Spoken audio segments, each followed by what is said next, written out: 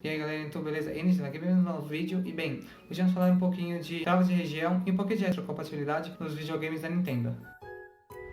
Então vamos começar com os consoles de mesa da Nintendo. Bem, o primeiro videogame que a Nintendo fez foi o Color TV Game, e foi um videogame que nunca saiu do Japão, e nem tinha cartucho, então ele não tinha como trava de região. O segundo videogame da Nintendo foi o Nintendinho, para a versão americana, e o Famicom, como era chamado no Japão. As diferenças dos cartuchos eram bem grandes, mas a maior delas era a quantidade de pinagem. O americano tinha 72 pinos, e o japonês apenas 60, então era impossível encaixar um cartucho japonês num console americano. Isso era uma trava de região, mas era física. No Super Nintendo a mesma coisa, porém era uma trava um pouco menos chamativa. Era basicamente duas travinhas que no cartucho faltava duas partes. Quando você tentava encaixar um jogo que não tinha essas travas, ou seja, de outra região, ele travava nessas travas do videogame e o cartucho não entrava. Para desbloquear isso era só cortar essas travas físicas no próprio videogame, e daí qualquer cartucho conseguia encaixar. Então sim, o Super Nintendo ou Super Famicom, como era chamado no Japão, também tinha uma trava, mas ela era física. Mesma coisa para o Nintendo 64, ele também tinha uma trava física que não permitia jogos de outra região encaixar ali. O GameCube também não fugia dessa regra, ele também tinha trava de região, mas era via software e não era simplesmente um pedaço de plástico ou uma diferença de pinagem de cartucho que impedia o jogo encaixar em videogames de outras regiões, mas sim um próprio software que impedia um jogo simplesmente ler aquele CD através da região que ele foi fabricado. O Wii também tinha trava de região, porém ele tinha uma coisa legal que era a retrocompatibilidade. Foi o primeiro dos videogames de mesa Nintendo a fazer isso, então você podia muito bem encaixar um jogo de GameCube no Wii, já que os CDs do GameCube eram menor, eles podiam encaixar nos leitores maiores do Wii, só que o Wii tinha uma parte escondida onde você precisava conectar os controles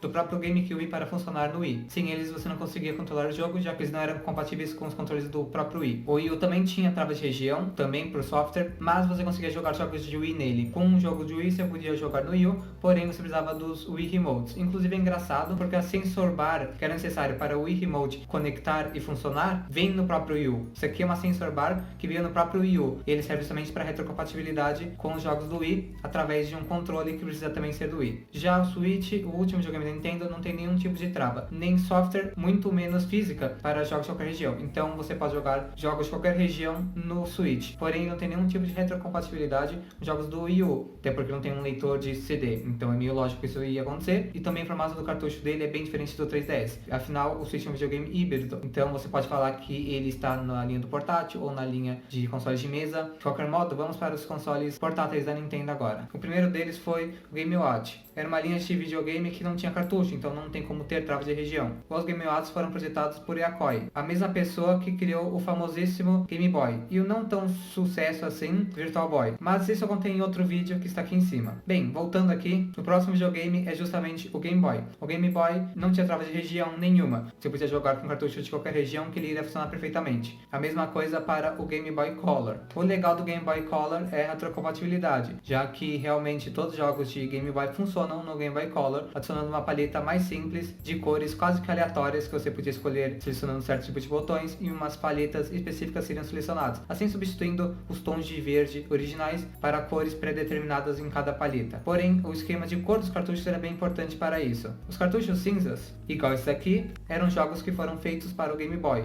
então o jogo não tinha cor e você jogando no Game Boy Color, ele adicionava essa paleta de cores quase que aleatória para dar uma cor do jogo, mas não era específica.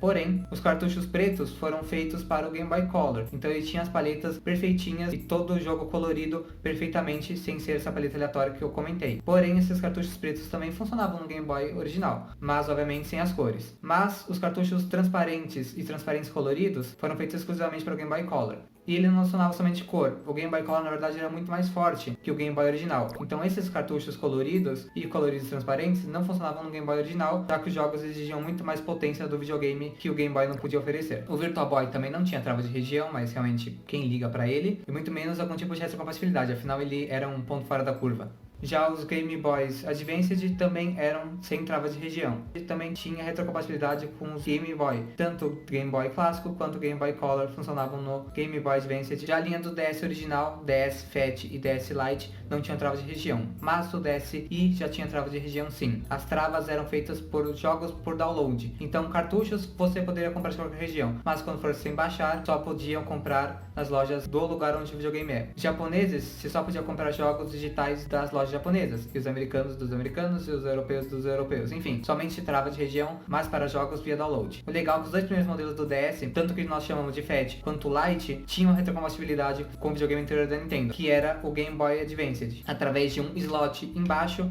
que você podia encaixar um jogo e jogar através do DS Lite, igual esse aqui ou um DS Fat, que foi o primeiro modelo lançado. Porém, essa entrada gigantesca ainda podia servir para outras coisas. Alguns jogos utilizavam essa entrada para adicionar algum periférico, como por exemplo o Guitar Hero de DS. Esse Guitar Hero, ele tem esse controle especial aqui. Basicamente, você conecta o jogo do Guitar Hero, que é literalmente um cartucho de DS normal, em cima do videogame, no slot do próprio DS, e usando a entrada do próprio Game Boy Advance, que é usado para retrocompatibilidade, você encaixa o periférico. Assim você tem um controle diferente, nesse caso aqui, do Guitar Hero. Alguns outros jogos aceitavam, por exemplo, vibrações, porém o DS não tem nenhum tipo de sistema para vibrar os videogames. Então, tinha um pequeno cartucho com formato de cartucho de Game Boy Advance, encaixava aqui embaixo, e alguns jogos de DS utilizavam esse recurso para fazer alguns efeitos e permitir o videogame ter um sistema de vibração, igual muitos dos outros videogames também têm. Então esse slot de Game Boy Advance foi muito bem usado. Infelizmente, com o DS, o slot foi embora e toda a retrocompatibilidade também foi, e esses recursos extras que alguns acessórios atribuíam não iriam funcionar. E o DSi, por usar câmera, tinha alguns jogos exclusivos que funcionavam no DSi, justamente porque ele usava a câmera. Os cartuchos originais de DS eram pretos, os cartuchos brancos do DS eram exclusivamente para a família DSi. Já o 3DS tinha uma trava de região por software, então jogos de outras regiões não funcionariam no 3DS. Porém, ele tinha retrocompatibilidade, já que a única diferença entre um cartucho de DS e de 3DS era simplesmente uma travinha lateral para não permitir os jogos